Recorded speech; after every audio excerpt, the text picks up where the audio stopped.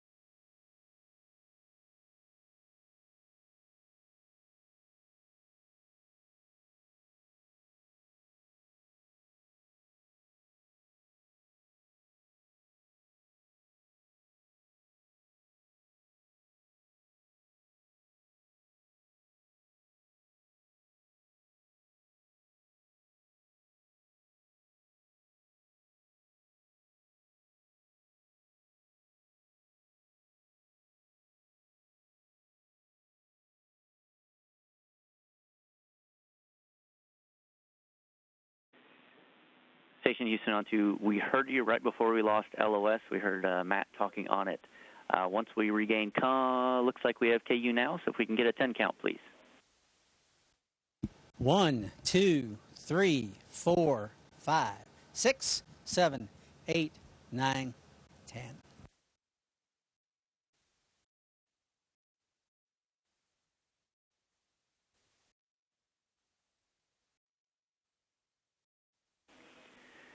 Okay, we heard you. Volume and quality was good, but we're out of sync, so we need the encoder power cycle, please.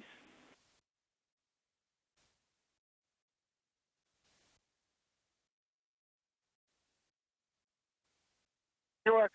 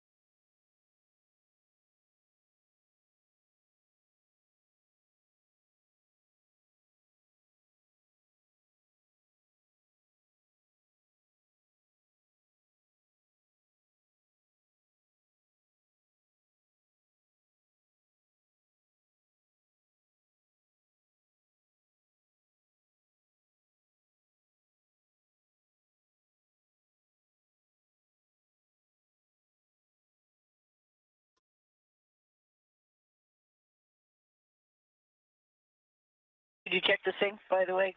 Did you hear us? We did not hear you. It usually takes a minute or two to get the streaming back up, so give us just a second. Okay, we see video. Ready for a 5 count. 1, 2, 3, 4, 5.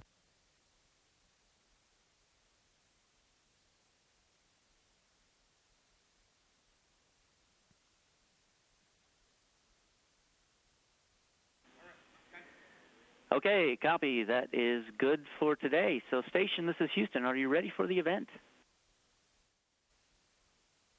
We are ready for the event. NASA Communications, this is Mission Control Houston. Please call station for a voice check.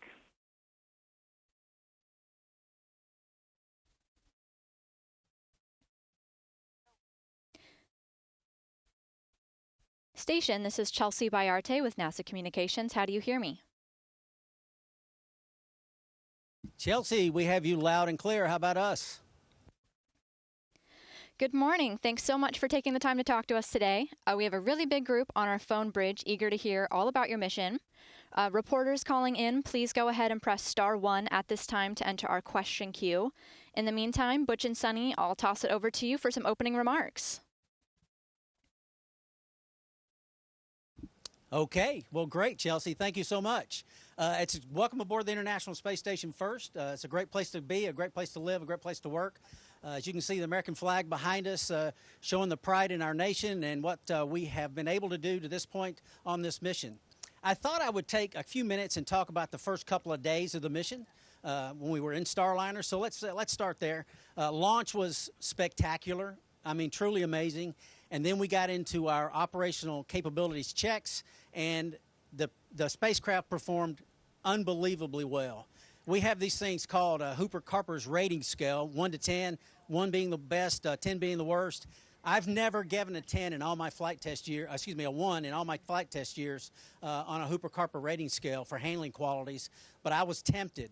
That's how precise this spacecraft controlled in all aspects of the various tests we did. I won't go into those details of what the tests were, but it was truly amazing the precision that this spacecraft held. And then we got into day 2, the start of day 2. It was the same starting off. And then we did have some failures, as we're all aware. We had lost an RCS jet, and then we lost another one. And then you could tell the thrust, the control, the capability was degraded. The handling qualities were not the same. But thankfully, we had practiced and we had gotten certified for manual control. And so we took over manual control for over an hour on the V-bar, the axis where we actually rendezvous with the space station. And for over an hour while the teams on the ground did their troubleshooting, and we got a couple of jets back. And then from that point on, you could tell that the thrust was degraded. At the time, we didn't know why. Obviously, that since the failures had just happened, you could tell it was degraded, but it was still impressive. Let me give you an example. Coming into docking, those final 10 meters, we have a tolerance when we actually connect with the space station of 5 degrees in attitude and about 4 inches in position.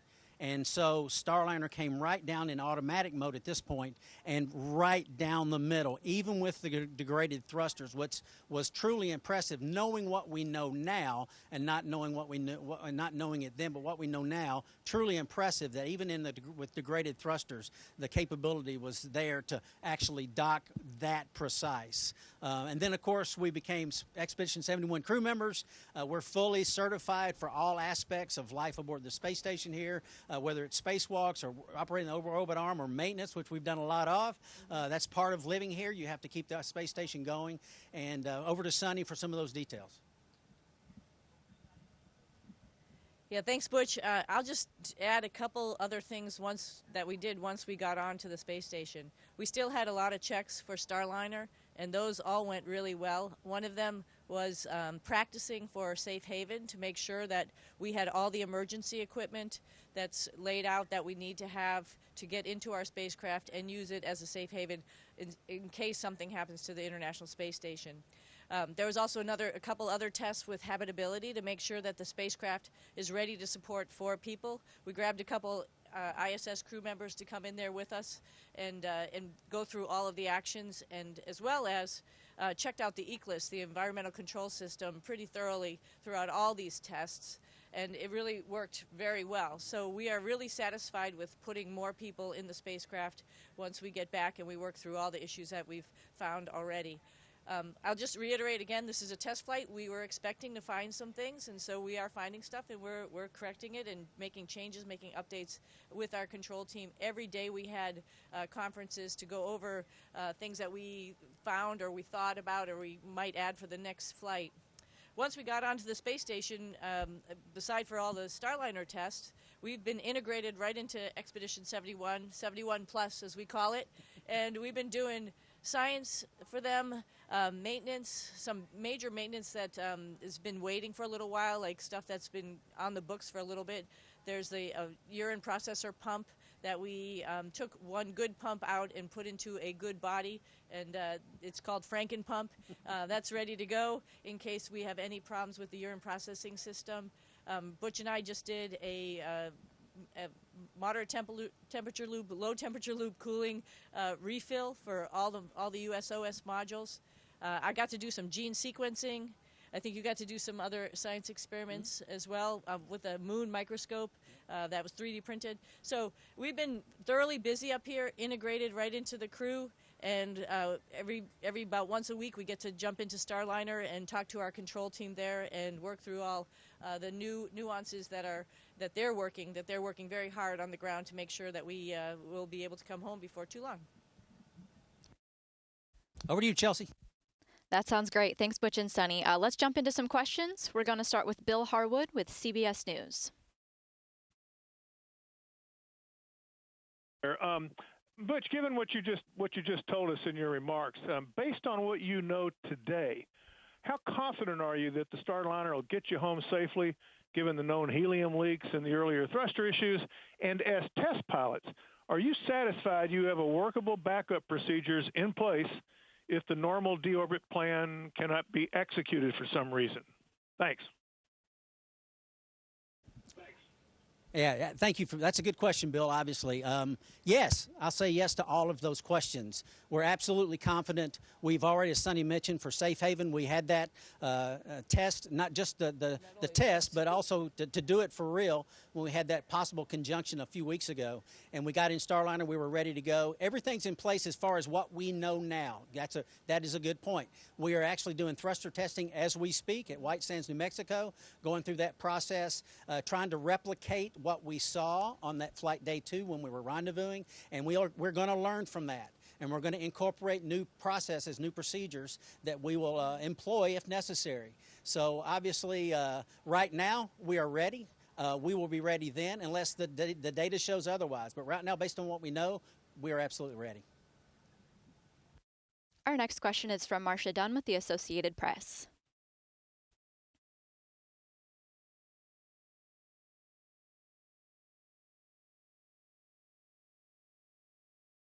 Marcia, go ahead with your question.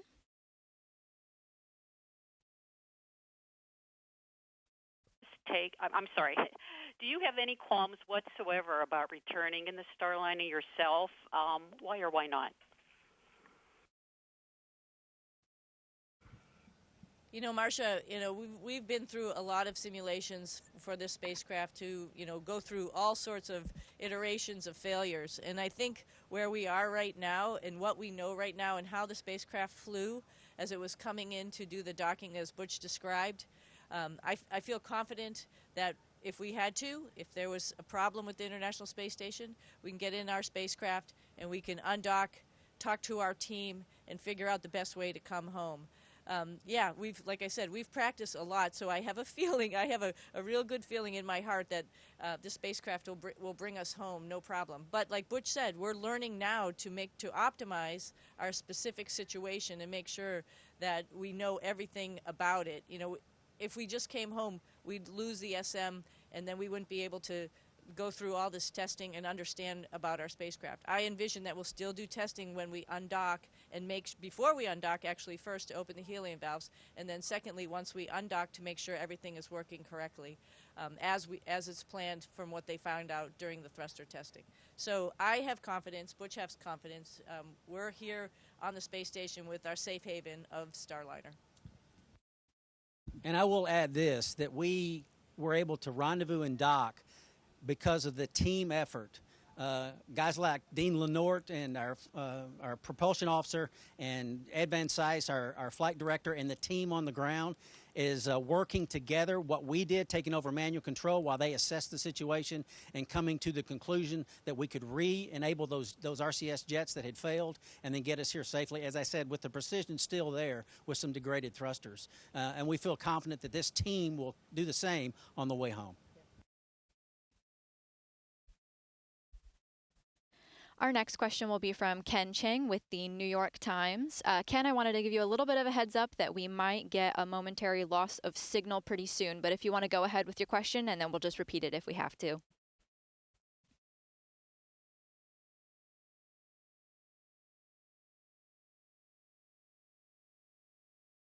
ISS.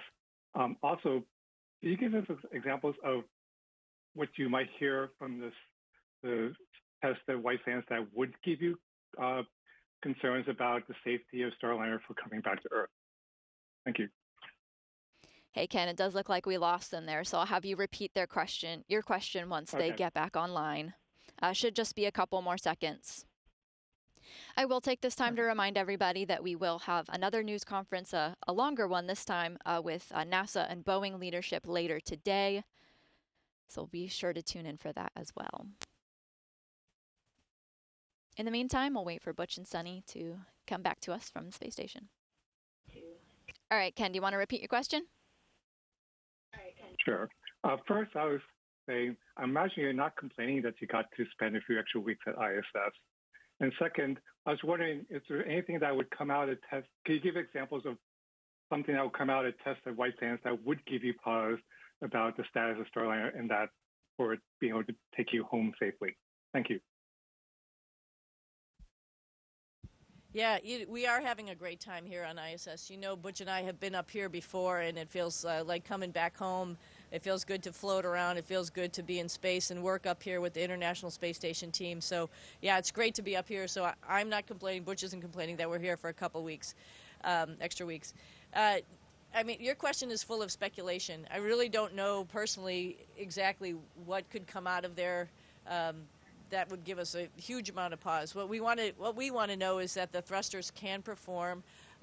If whatever their percentage of thrust is, we can put it into a package that will get us a deorbit burn. That's the main purpose that we need the service module, to get us a good deorbit burn so that we can come back. You know, our OMAC thrusters, our bigger ones, we haven't really had a problem with them. So we are very confident in the deorbit burn capability with the number of OMACs that we have. It's just that attitude from the RCS thrusters. So, you know, with a little bit, if they are degraded, we'll find out if they really are degraded, what that combination is to get us the right attitude. And I think with the number of jets we have, we're probably going to find something really positive. So beyond guessing, I think that's as good as I'm going to give you as an answer. Yeah, and one other thing, that during the burn itself, once we get to the burn, we're pretty much home free as long as the OMACs continue to operate, and there's no reason they wouldn't, because the OMACs can maintain the attitude themselves during the burn. So that's another added feature that is in our favor.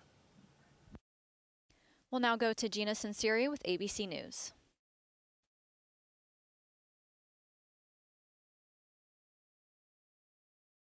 What did this hurricane look like from the space station, and how are your homes doing down here? Is everyone okay? Lost power? Tell me about that. Yes, the hurricane is quite impressive. And I don't think many people know this, but I actually took a picture of a storm that was off the west coast of Africa about a week and a half before the hurricane impacted. And I'm about 98% sure that was the one that became Beryl. 4 days later, it was hurricane strength. I took some video of it, set it down. I don't know if the Weather Channel showed it or not, but showed it. And it was, like I said, very impressive. We got some pictures a couple of days later. And as it was very fortunate, the hurricane did slow down in its intensity, as you know. And I think all of our family's doing well. We've got down trees like most people, but thankfully we've got good church folks and good neighbors that are coming by and helping us out clean up. Yeah, I'll add just an interesting aspect of it. When it was really strong, we were able to take pictures of the eye and actually see the definition of the eye. And Butch and I were up in the cupola the other day, right as it was getting ready to hit the Texas coast, and you could see it had dispersed. The clouds had dispersed, but it was still very circular and still very huge. So we know we were praying for our friends down there in Mission Control and all of our family and friends in the Houston area, hoping everybody will be okay. And yep, power is lost, trees are down, but we're a big team. Everybody pulls together in Texas. That's right, Sunny. We're going to go now to Tom Costello. We don't have a lot of time left, but Tom, if you want to go ahead with your question, we'll make it a quick one. Understanding and appreciating everything you've said about the performance of Starliner, it is still billions of dollars over budget, years behind schedule. It seems it's been snake bit at every turn. Are you confident in the performance of the ship for future missions as well?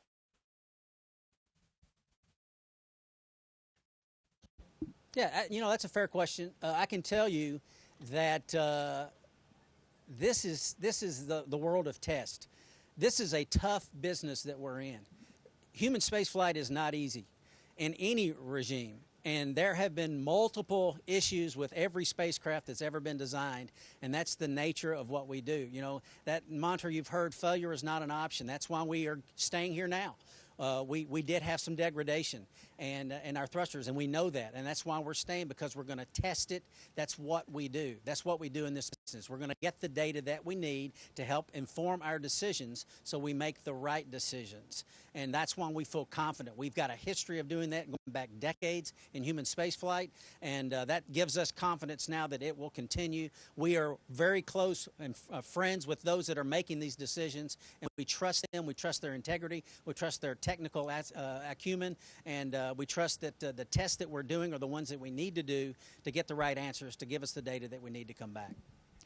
Butch and Sunny, thanks so much for taking the time. We're excited to talk to you again shortly before you come home. Have a great rest of your mission. Station, this is Houston ACR. Thank you. That concludes our event.